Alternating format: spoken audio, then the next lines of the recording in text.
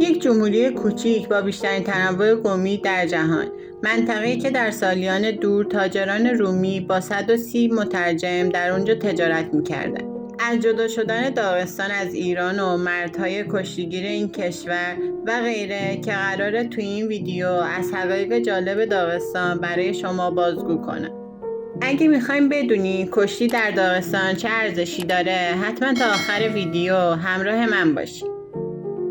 امروز میخوایم سفری داشته باشیم به یکی از جاهای کمتر شناخته شده اما فوق‌العاده جذاب، داغستان.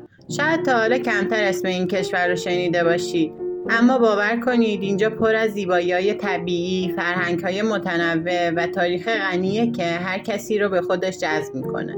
داغستان یه جمهوری خودمختار تو جنوب روسیه است که با دریای خزر همسایه است، جایی که کوههای قفقاز سر به فلک کشیدن و مناظری بی‌نظیر خلق کردن. لطفاً قبل ادامه ویدیو لایک کنید.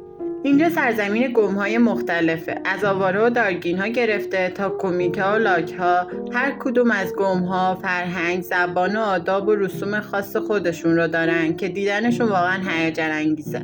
داغستان حدود 3 میلیون نفر جمعیت داره. نیاکان مردم داغستان از اقوام مختلف اهل قفقاز هستن.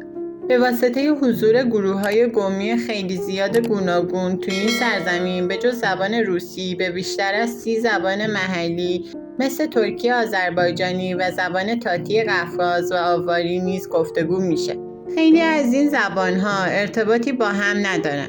مردم به زبان روسی با هم حرف میزنن.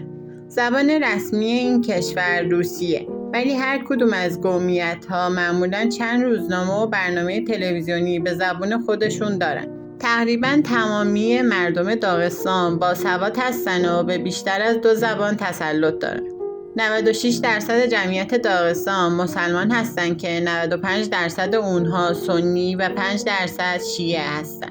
این در صورتیه که فقط 4% این جمعیت رو مسیحی‌ها تشکیل میدن.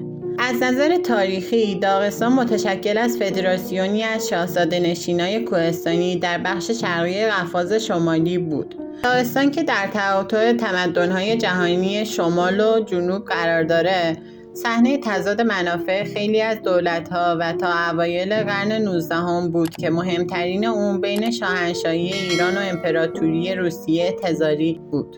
بخش‌های زیادی از منطقه قفقاز بعد از دوران صفویان به استقلال قابل توجهی دست یافته بودند. به شکل خان‌نشین اداره می‌شدند. کبیر روسیه بخشایی از داغستان رو تو لشکرکشی ایرانی خود در 23722 تصرف کرد. پس نادرشاه ایران در سال 1735 داغستان رو به امپراتوری خودش برگردوند. روس‌ها در 1806 میلادی منطقه را به طور غیر رسمی تصرف کردند که منجر به جنگ‌های ایران و روس شد. تقریباً 200 سال پیش در 12 اکتبر 1813 میلادی داغستان به همراه بخش‌های زیادی از کشور بزرگ ایران به دلیل بی‌کفایتی پادشاه‌های قاجار و تو زمان سلطنت فتحعلی‌شاه قاجار طی قرارداد ننگین گلستان از پیکره ایران جدا شد.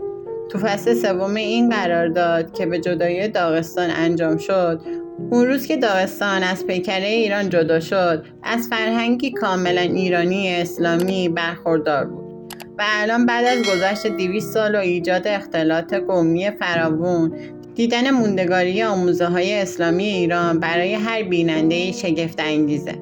تعداد مناره‌های مساجد داغستان خیلی بیشتر از ناقوس کلیسا هاست و هر مسلمونی بی دغدغه میتونه تو رستوران‌های داغستان غذا بخوره. چون که مسلمان‌های داغستان تایید زیادی به ذبح اسلامی دارن و میشه گفت که داغستان به عنوان یه سرزمین اسلامی تو میون فدراسیون روسیه باقی مونده. اسامی مردم داغستان همه نشونی از توجه به اسلام داره. اقوام مختلف ایرانی ساکن تو داغستان که اغلب از اهالی آذربایجان ایران بودن تو این دیار زندگی میکنن و تمرکز بیشتر اونها تو شهر دربند هست و اکنون در مخاج قلعه پایتخت داغستان زیادن کسایی که ریشه خودشون را از اردبیل و تبریز و سراب میدونن. تقریبا تمام شیعه‌های داغستان ترک‌های آذربایجان هستن که تو شهر دربند زندگی میکنن. دربند با نزدیک 130,000 نفر جمعیت تنها شهر شیعه نشین روسیه بوده و دومین شهر داغستان محسوب میشه. دربند شهریه که وقتی وارد اون میشی احساس نمی‌کنی که تو روسیه حضور داری. مسجدها و صدای اذان، فضای کاملا اسلامی شهر در کنار اشتراکات و فرهنگی و زبان ترکی حس حضور تو شهری مثل اردبیل رو به شما میده. مردم داغستان خیلی مهمون نوازن. تو طول سفرتون با کسایی که روبرو میشین، از پلیس گرفته تا مغازه‌دار، با شما خیلی مهربون رفتار میکنه. این شهر تو سواحل دریای خزر در جنوب کشور داغستان قرار داره. از این شهر تو تاریخ به عنوان دروازه ورود اسلام به منطقه قفقاز و روسیه یاد میشه. شهر دربند قرنها شمالی ترین نقطه امپراتوری های حاکم به جغرافیای ایران بوده. روی تپه‌ای مشرف به شهر قلعه‌ای به اسم نارین قلعه وجود داره که پیشینی تاریخی اون به دوران ساسانی ها برمیگرده. نارین قلعه به مدت 1500 سال توسط سلسله‌های مختلف مثل ساسانیان، اشکانیان، خزرها، ایلخانیان، تیموریان و عرب برای اهداف دفاعی مورد استفاده قرار می گرفته. همچنین مسجد دربند که در سال 733 میلادی ساخته شده هنوز به شکوه و عظمت خودش پابرجاست و به عنوان قدیمی ترین آثار اسلامی جایگاهی برای خودش تو تاریخ جهان باز کرده. داغستان تو ساحل غربی دریای خزر واقع شده. بخش جنوبی جمهوری رو کوه‌ها و دامنه‌های کوه قفقاز اشغال کردن. تو بخش شمالی جلگه حواشی خزر قرار داره. از بخش مرکزی جمهوری رودهای ترک و سولاک عبور میکنه. دو رود اصلی اون که تو کوه جریان دارن، سولاک در شمال و سامور در جنوبه. سلسله جبال سنگاوی و آندیسکی مرزهای طبیعی داغستان رو تشکیل میدن. داغستان از ترکیب کلمات داغ که تو زبانهای ترکی به معنی کوه و ستان که تو زبانهای ایرانی به معنی جای یا سرزمین هست پدید اومد. داغستان یکی از جمهوری‌های خودمختار روسیه تو غرب قفقاز و ساحل شرقی دریای خزره. مردم داغستان از اقوام مختلف نژاد قفقازی هستند. نژادهای مختلفی تو داغستان زندگی میکنن که البته خیلی از این نژادها بعد از تصاحب داغستان از سوی حکومت تزار به این دیار کوچانده شدن. مخاچ قلعه و یا ماخاچ قلعه پایتخت جمهوری خودمختار داغستان در روسیه است. این شهر در غرب ساحل دریای خزر واقع شده. در سال 2019 میلادی جمعیت مخاچ قلعه 601,248 نفر بوده. نام این شهر در اصل پدروفسکوی برگرفته از نام پتر کبیر بوده که در سال 1722 به ایران لشکرکشی کرد و تو راه خودش از این منطقه هم دیدار کرد. این شهر در سال 1844 به عنوان استحکامات پتروفسکی تأسیس شد. این اسم به این دلیل بود که طبق افسانه در طول لشکرکشی ایرانی‌ها تو سال 1722 این مکان اردوگاه ارتش پیتر اول بود.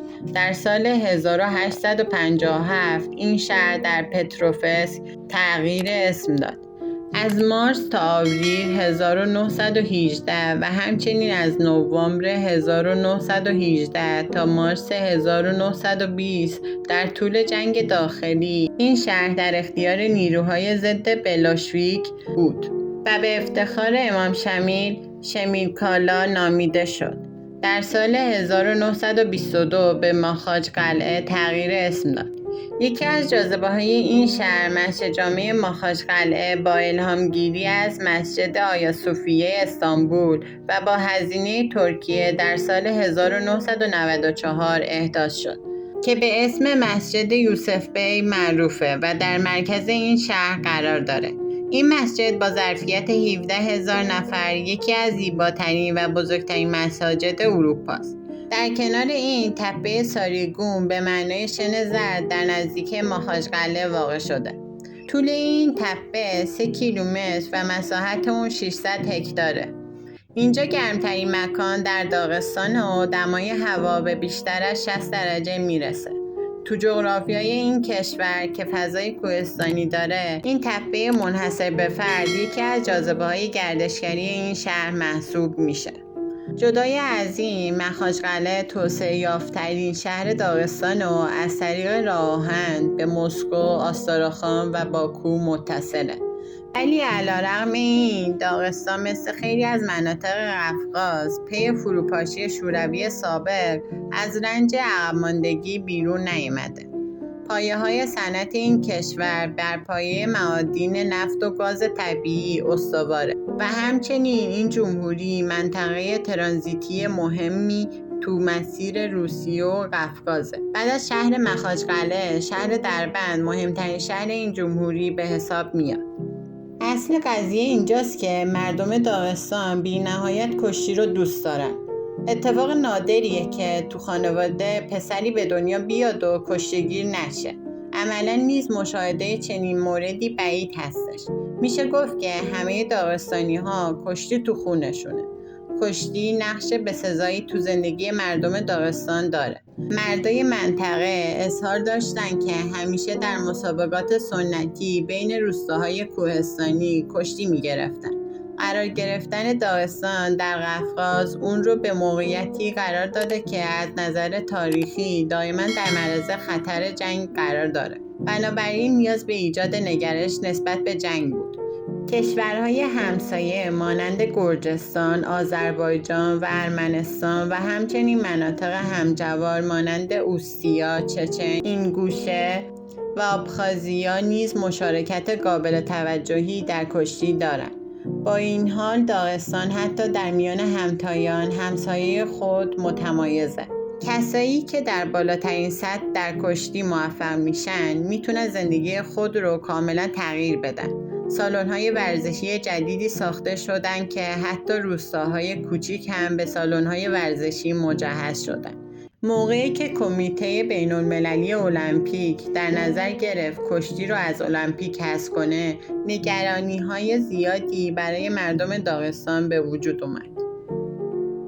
حالا شما بگین کشتیگیری‌های ما ایرانی‌ها زیادن یا کشتیگیری‌های داغستان؟ پیشنهاد میکنم ویدیو قبلی که در مورد زنهای چاق موریتانی هستش رو هم نگاه کنید.